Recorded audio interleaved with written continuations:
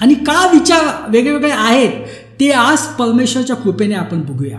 आता का लोक अन्य भाषा विश्वास नाही ठेवत त्याकडे आपण येऊया. आता प्रेरित 2 मध्ये सांगितलं गेलं होतं की पेंटिकॉस्टच्या दिवशी चर्चचं निर्माण झालं आणि जे शिष्य होते आणि जे ते जमलेले होते ते अन्य भाषेमध्ये बोलू लागले. पण आता जी ते भाषा बोलत होते ती भाषा जी आहे ती मानवी भाषा होती जी त्यांना माहीत नव्हती.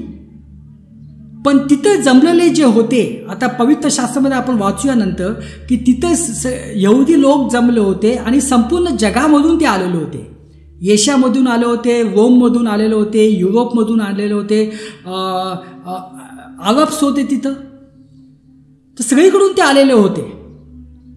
आणि जेव्हा हे सगळे यहुदी इस्रायलचे जेव्हा ते अन्य भाषा बोलू लागले तर जे वेगळ्या वेगळ्या ठिकाणातून जे लोक आले होते ते आश्चर्यचकित झाले, कारण ते त्यांची भाषा बोलू लागले. ते आश्चर्य म्हटले, अरे